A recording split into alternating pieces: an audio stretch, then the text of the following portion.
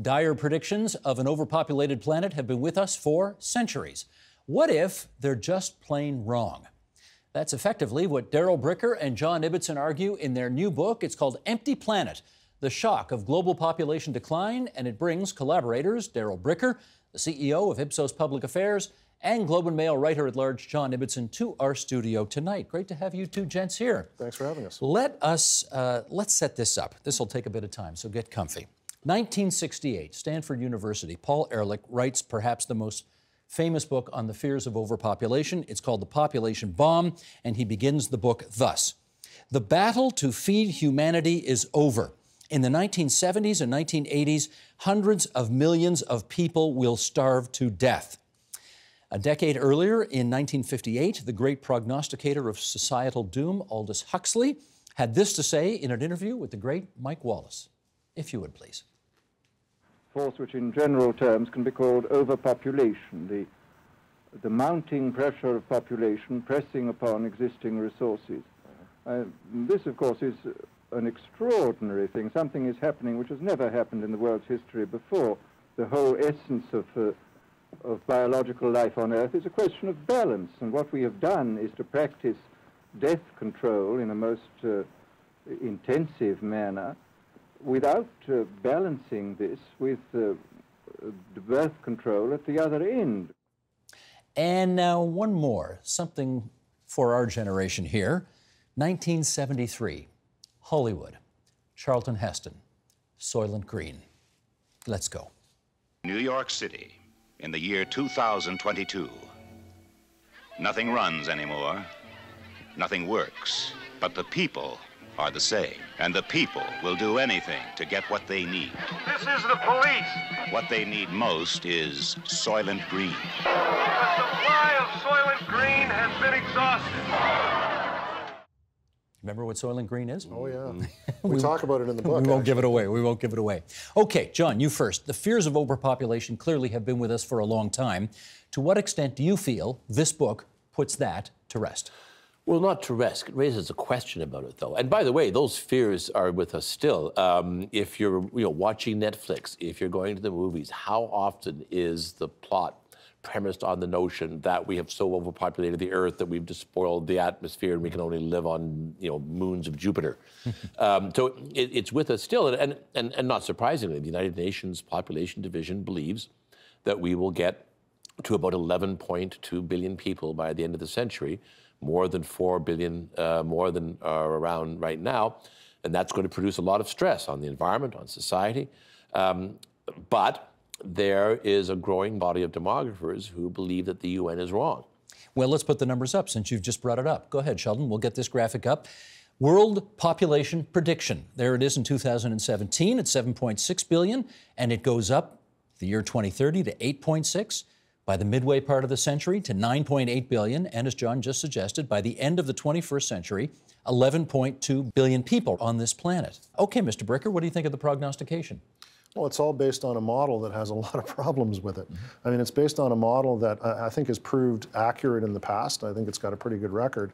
But the problem that they've got is that there's things that are changing so rapidly that aren't taken into account in the way that they do the modeling, that they're missing the fact that the change that they suggest needs to happen has already started to happen and has been happening for a number of years. The notion that this population bomb has been, over time, gathering steam and will eventually at some point explode is about the most conventional wisdom going today, and in fact, you can go decades, if not centuries, into the past. Where did you get the notion that this might not be accurate? Well, it was in fact something that we had both been watching for some years. This demographer, and then that demographer, and then that demographer. William Lutz, I guess, is the best known of them in Vienna, and was saying, they're just not taking into account this, and they're just not taking into account that.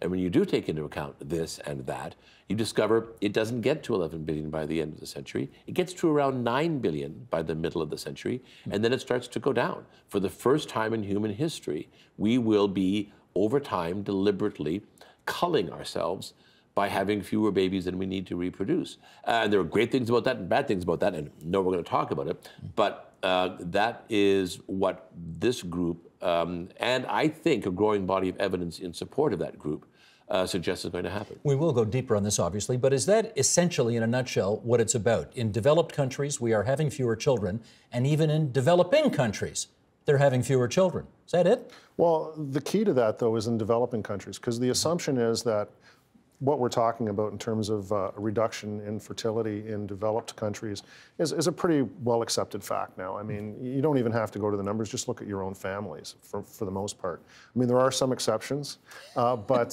for the most part, people are having 2 kids or fewer. I mean, the fertility rate of Canada today is 1.6, but that matches all the Nordic countries, that matches all of Western Europe. And in fact, they got there faster, and now Europe is basically losing people every year. So everybody knows that, but 40% of the world's population lives in 2 places, India and China. And when you find out that China's got a birth rate of 1.5 and India has just been reported at a birth rate of 2.1, you sit back and say, well, maybe we're not going to explode. You guys are not setting a very good example. 1 kid? Correct. No kids? No kid. Well, you're not exactly holding up your end of the bargain here, are you? But we're representative. You are representative, that is true. What have you found to be some of the major drivers of population decline? There's really just one that matters more than any other, and it's urbanization. When you move from the countryside to the city, a bunch of things happen that result in fewer children. And for the first time in history, we are now a species that lives mostly in cities. Right now, 55% of humans live in cities. And essentially, what happens when you move to a city is a child stops being an asset and becomes a liability. I love the way you describe that in the book. When they're on the farm, it's another pair of hands to work in the fields, and when you're in the city, it's just another mouth to feed. Yeah. And then another thing that's even as important, if not more important, when you move from the countryside to the city, women acquire education. They have access now to state school systems that they didn't have when they were out in the village. They have access to media, and they have access to other women, and they become better educated. And as soon as women become better educated, as soon as they have any kind of ability to control any aspects of their destiny, the first thing they demand is the right to have some control over their own bodies. And once women have some control over their own bodies, the first thing they decide to do is have fewer children. And it is urbanization that is leading to an acceleration in the decline of birth rates throughout the developing world, in some of the biggest countries in the developing world. you guys got to travel to a lot of places to write this book, and we are going to go figuratively to some of those places over the next several minutes. We'll end up at Canada, but let's start with the European Union, where you have a fertility rate reported here of 1.6 births per woman. What is the demographic story you see happening across Europe? Rapidly aging, because that's the other part of this. We're not bringing in kids at the bottom. What we're really getting good at is keeping people on the planet. We're not good at making new people. We're really good at keeping them on the planet. So you've got a number of countries there that are now in a situation where they're losing population every year. So this is not something we're talking about that's going to be the future. This is something that's happening right now. And the factors that John pointed to are exactly what's happening. It's women taking control of over their own destiny, deciding that they're going to have smaller families, and it has now become, as one demographer has described it, a low fertility trap. Isn't this a bit shocking, though, given that, John? I mean, Italy is the most Catholic country on earth. Spain is a very Catholic country. You would think these very Catholic countries, with the influence of the church, or perhaps not anymore, would be having more kids. 2 other things that happen when you urbanize, and by the way, we haven't said, and probably should, the number 2.1. 2.1 is the number of children on average that women need to have in order to sustain a population. Can I just stop you there? Like 2 I get. Why 2.1? Children who don't live to become women themselves, that's essential. Basically, infant mortality. Or aren't capable. Got it. So if you're over 2.1, your society grows in population. If you're under 2.1, you start to lose population. And another thing that happens when you move to the countryside to the city is the power of religion declines. There isn't a religion in this world that in its conventional form does not agree with every other religion in this world that men are more important than women. Women should stay in the home and look after the needs of the family and the man, and that women should have lots of kids. That's pretty universally a constant. But when you urbanize, the power of religion collapses, and suddenly people stop going to mass or whatever it is they're not going to, and fertility rates decline. Also, the power of the clan. In a village, It's all about you and your family and your extended family. So all those aunties who are trying to convince you that it's time you settled down and got married and had a kid. You move to the city, it's not about the aunties anymore. It's about your coworkers. And when was the last time a coworker urged you to have a baby? Good question. Does it ever happen anymore? Not when I've been around. Not in the offices that I've worked in. Yeah. No, it's, Let's talk about immigration policy as and the differences between Western European countries, which have tended to be more open to immigration, and Eastern European ones, which have tended, certainly lately, to be much more closed.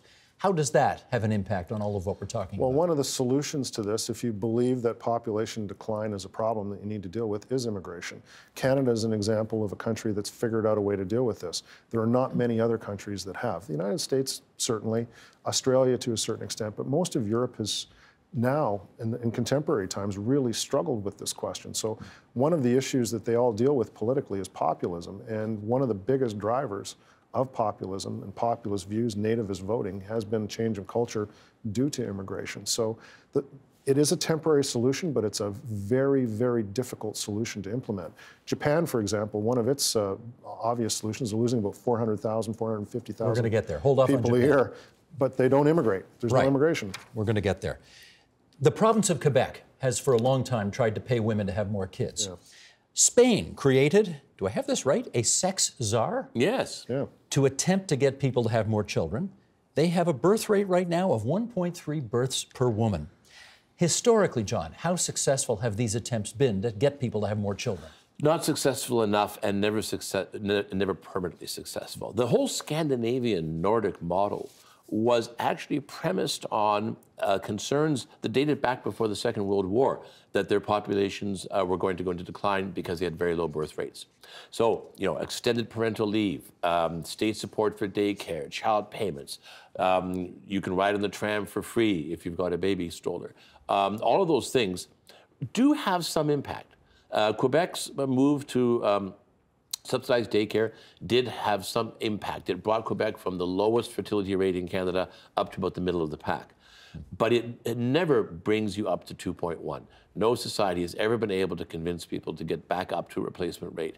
And these are very expensive programs. And almost invariably, whenever the next recession hits, those programs get cut back. First thing to go. Okay, should we go to Japan now? Sure. Here's the thing. Japan in the 20th century was an economic marvel. But now you've got an old society having kids at a rate of 1.4 births per woman. Take us down the road and talk to us about the potential economic consequences of an old and shrinking Japan. Well, the biggest problem that they have is they don't have consumers. When old people don't buy the same number of things that young people do, and if we have an economy that's based on consumption, you're always going to struggle with that. And when you take a look at the cost of a population like that, old populations are extremely expensive populations. Pensions, healthcare, all of the issues that you have to deal with as people age are extremely expensive for a shrinking number of people in the population to pay for. So the potential for a real generational difficulty in Japan is looming. It's already started now, but it's really going to be a problem as they roll into the future. Now, for many countries, John, in this pickle, they would simply open the doors to immigration a little wider and settle it. You tell us that it really isn't an option for Japan. How come? Well, it's cultural, and it's not just Japan, of course.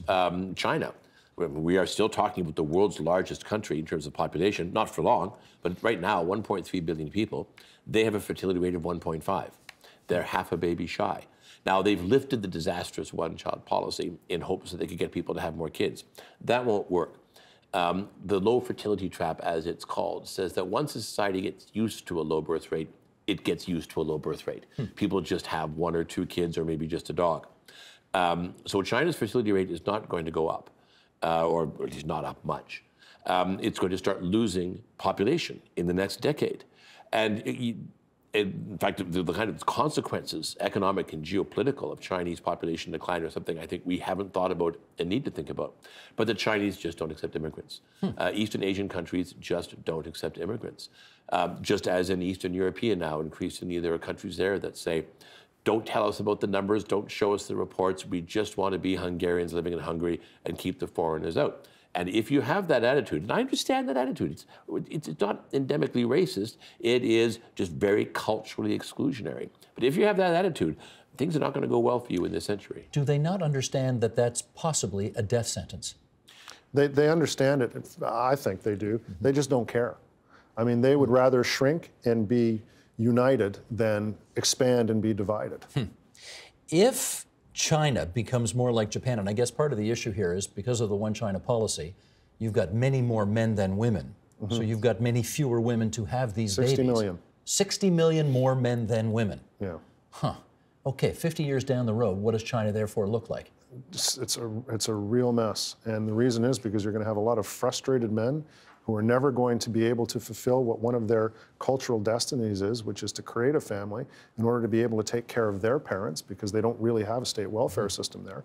So it's going to be an extremely difficult problem. I actually like the way the economists put this, which is China is going to get old before it gets rich enough to be old. It's going to be old before it's rich enough to be old. Interesting. India, I mean, again, the conventional wisdom on India was that women there are having lots and lots and lots of babies. All wrong. But apparently, you've reported that it's 2.4 births per woman, which is sort of above the replacement rate, but not very much. John, the United Nations predicts their population will peak in the year 2060 at 1.7 billion, up from 1.3 billion today. Do you agree with that prediction? No, we don't. And by the way, our book is wrong. We might as well just get it out there right now. In the book, we say that the fertility rate of India is 2.4 births per woman, which is a modestly increasing population. But when you've got as many people as India, that's a lot of growth. But the Lancet published a report in November, sponsored by the Bill and Melinda Gates Foundation, literally with hundreds of researchers from dozens of countries around the world. Almost all the data in the Lancet is different from the data in our book, and it's all lower than it is in our book. And one of the pieces of data in our book reports that India is now at 2.1. So it's worse, actually. India is at replacement rate. And the interesting thing was, when I was in India doing the research for the book, Indian demographers were telling me that, but the UN still had India at 2.1. Why does the UN... Or 2.4. 2.4. Why does the UN persist in putting out information that seems to be incorrect? Well, because they have an extremely conservative view of population modeling. And that extremely conservative view says that if it didn't happen before, it won't happen in the future. It's all based on past estimates and what's happened in countries previously. So if cultural change is happening to the degree that John and I are talking about, which is through the process of urbanization, through the process of women changing their lives, and it's all happening in front of you, their models can't take it into account. But I think what you're going to see from the UN progressively as we go through this next decade is they're going to continue to adjust their estimates down. They've adjusted India down most recently from 2.4 to 2.3. I don't want to ascribe motive here, but the fact is, you know, the United Nations gets money from countries around the world to deal with population issues. If the notion of overpopulation ceases to be that big an issue, are they worried about not having their bread buttered enough anymore? We don't want to ascribe motive either. Well, but I mean, Enough said, eh? But you take a look at it and you say to yourself, you know, conservative estimates have worked for you in the past. I actually, you can put it down to political motives. I put it down to statistics. Okay. Actually. Let's continue our trip around the world. Now we're going to go to Brazil. Brazil, where again, one would assume a fertility rate that would be very high. You've got it at 1.8 births per woman, which clearly is not replacement. What is the mystery of their fertility rate? For me, this was just the most fascinating thing about the book in terms of discoveries, because we couldn't figure this out. 1.8, it is a poor society. It is a society where machismo is still rampant. Women are very much constricted in their rights, especially women in the favelas, in the poorer parts of the country. Women have babies early in Brazil, which means they should have them often, and yet 1.8. So when I went to Sao Paulo, talked to a group of researchers, talked to some university students, went into a favela, and two things we discovered, and this is well documented. One is they've electrified the favelas, and as a result of electrification, there are now televisions in the favelas. Not sort of every shanty, but enough for people to gather around. What do women gather around and watch? They watch the soap operas, the Brazilian soap operas. Telenovelas. Telenovelas. In the favelas. Where they find wealthy, sophisticated women living extremely unconventional lives in terms of domestic relationships and not having children. And it produces we want to be like them effect. Secondly, there's public health care in Brazil, but it's not very good. When a woman wishes herself to stop having kids, the guy who's coming home on Saturday night may have different ideas, but she no longer wants kids. She goes to the doctor, and the doctor says, and again, this is very well documented, I can declare that you have a problem pregnancy.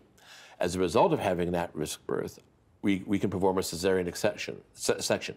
I will get more money as the doctor, and while I'm in there, I'll do tubal ligation. It's called shutting down the factory. And sterilization has become one of the most prominent means of birth control in Brazil. That just, for me, in terms of the unintended consequences of public policy, that's got to win a prize. And by the way, it's the same in India. They have the highest rate of sterilization of any country in the world. So even if they wanted to turn it around, they can't. But also, and this is a shocking thing about India, we do see it in China. Everybody seems to acknowledge that there's a deficit of women in China. It's the same size deficit in India. Same type of cultural exclusion of female children. And by the way, we are talking about sex-selective abortions. Yeah. We're having more men than women because they are deciding to have abortions until they get a boy. Okay, continuing our look around the world. Let's go to Africa. Kenya. Big birth rate still in Kenya, yes? No. Not even in Kenya. Kenya has gone through an amazing transformation over the space of the last 25 years. So even in the last decade, Kenya has gone from a birth rate of roughly around 5 to somewhere between 3 and 4. It's lost a whole kid in a decade. And it really is a product of two things. One of them is massive amounts of urbanization, slower than it's happened in other places, but they're now going through the same things that Brazil has gone through and other countries have gone through. And also education and the influence of education. There's has been a big push on public education in Kenya. Now girls and boys in high schools sit the same exams. Girls tend to do about the same, a little bit better than the boys, but the actual proportion participating is almost universal now. So the effects of education that we were talking about are finding their way deeply into Kenyan culture, and it's having a big impact on their fertility. Back to North America. In fact, America. And you write, of the 3 global nuclear superpowers, demographically, the American advantage is decisive. What does that mean, John? It means that the Americans welcome immigrants, or at least they used to. Now, the Americans only bring in immigrants at about 1/3 the rate of Canada on a per capita basis, but they still bring in 1 million people a year, and that's a lot. And they have a huge advantage in that not just economically powerful, but culturally powerful. People want to come to the United States. Also, the weather is good in most parts of it.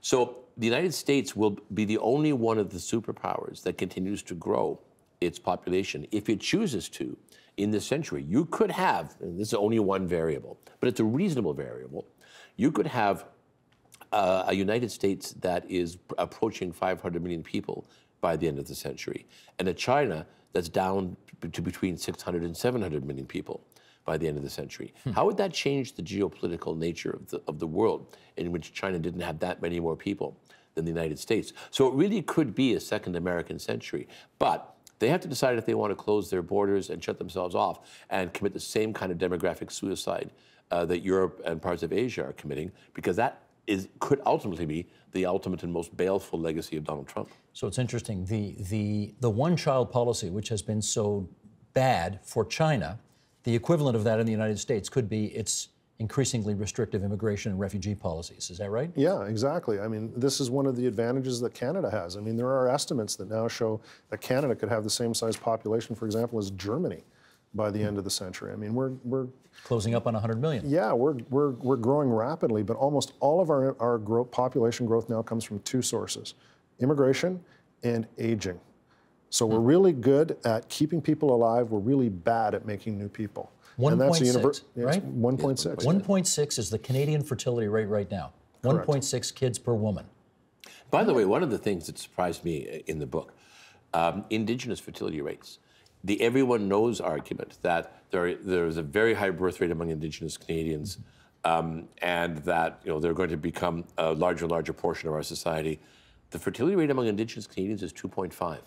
It is falling rapidly. This is the last large generation of Indigenous young. And this is happening not just in Canada, but in the United States and New Zealand and Australia. Yeah, too. Indigenous fertility rates are going down just as they are going down everywhere else. And why wouldn't they? If we see a world 50 years from now, where 50 to 100 years from now, where the rest of the world's population is shrinking, but ours is increasing, how does that change potentially Canada's place in the world 50 to 100 years from now? Well, all those aspirations that we have about being a country that punches above its weight, well, we'll actually have weight. I think we'll become a more significant player in the world. But the other thing is, I think we become a significant example. So if a country wants to be able to deal with this population problem that they have, which is the problem not of overpopulation, but of underpopulation, Canada is a place that you can look as to how you can deal with that. And a lot of that has to do with building the type of immigration policy that people can accept in the country, because they're not just going to do it out of the goodness of their hearts. And then also create a type of culture that, through multiculturalism, that's tolerant enough that you can absorb this type of cultural change that comes in through the process of immigration. So we're I think, and one of the things that we say in the book is that we're an example of how a country can deal with this problem as it moves through this century. Well, let's see, because I don't have to tell the two of you, as we go closer towards October in a federal election, you will be writing about, and you will be surveying public opinion about, what people think on a variety of topics, including immigration. If you were a center-left party in Canada trying to convince people of the good things about immigration, or if you were a more conservative party that believed in immigration, what's the case that you want to be making right now in the lead up to a federal election?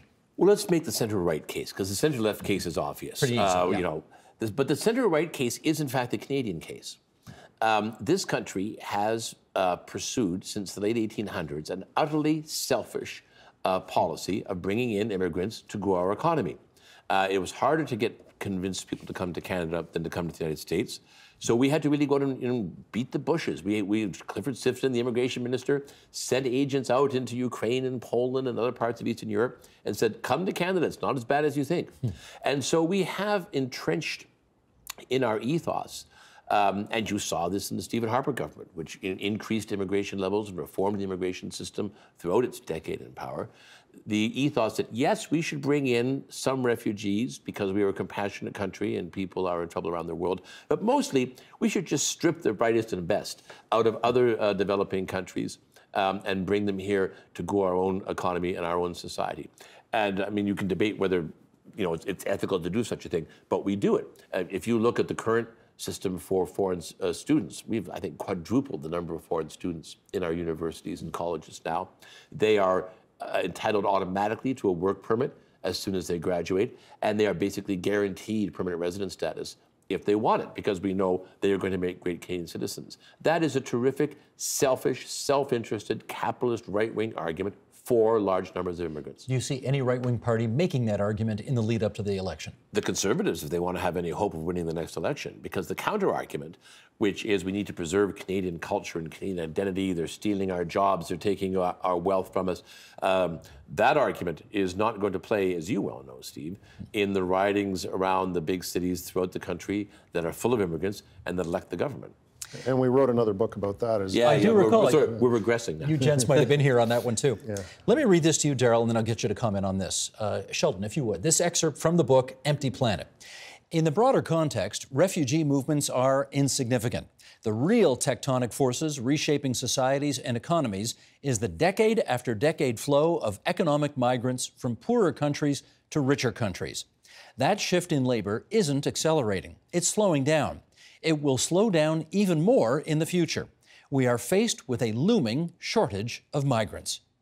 Again, this goes against all the conventional wisdom and so much of the noise that we hear on media nowadays. But do you see a future, Darrell, for Canada where we simply won't be able to grow because there will be a shortage of migrants? Yeah, that's why I refer to it as a short to medium term solution to this issue, if you see it as a problem.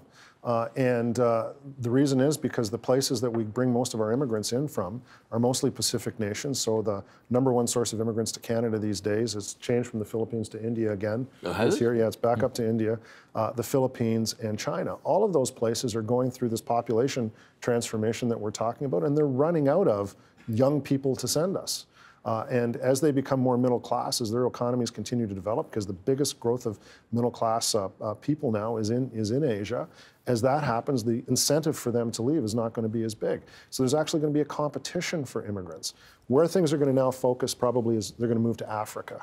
So the question is, are they going to become a middle class area? Are they going to go through the type of population change quicker even than Asia has gone through it to deprive us of an ability to be able to bring new people in? John, I got one last question for you, which is this. Every person I've talked to about this book and what the premise of the book is says, well, that can't be true. You are still spitting into the wind for a lot of people in this country and around the world who just simply don't believe even the empirically provable facts which you have in this book. What do you say about that? I think we just want to get the idea out there. I think it is reasonable to read Empty Planet and at the end of it go, all right, they've made their case. Let's at least get a debate started. Let's get credible voices discussing population prospects. Let's look at the implications of urbanization for fertility rates. We interviewed the director of the United Nations Population Division. So he's fully represented, and his views are fully represented in the book. So let's get the conversation going, because there are big environmental, all good by the way, great environmental consequences if our numbers don't get past 9 billion. There are serious economic consequences. There are intriguing geopolitical consequences. And we can't even look at those consequences until and unless we at least start to look at the possibility that this scenario may be the one that plays out, not the conventional one. Well, we are happy to help kickstart that discussion here on TVO. And I must say, John, Darrel, I think I read the book pretty carefully. I'm not sure I saw John's favorite word in the English language in this book, which you use in every other book and in every other interview that you've done on TVO. Do you know the word I'm talking about? No. He used to play for the Raptors, actually. You always say, oh, that's Bosch. Do you use the word Bosch in this book? Bosch does not appear in the book. I don't think it did. Okay. Our editor might have stabbed it. Yeah. I have to say, I'm very disappointed, John. Your track record is now, you're dead to me. Anyways, that's Darrel Bricker and John Ibbitson. They have written a provocative and fascinating new book called Empty Planet, The Shock of Global Population Decline, and we're delighted that it's brought you to our studio here tonight. Thanks so much. Thank you, Steve. The Agenda with Steve Paikin is brought to you by the Chartered Professional Accountants of Ontario, helping businesses stay on the right side of change with strategic thinking, insightful decisions, and business leadership. Are you on the right side of change? Ask an Ontario CPA.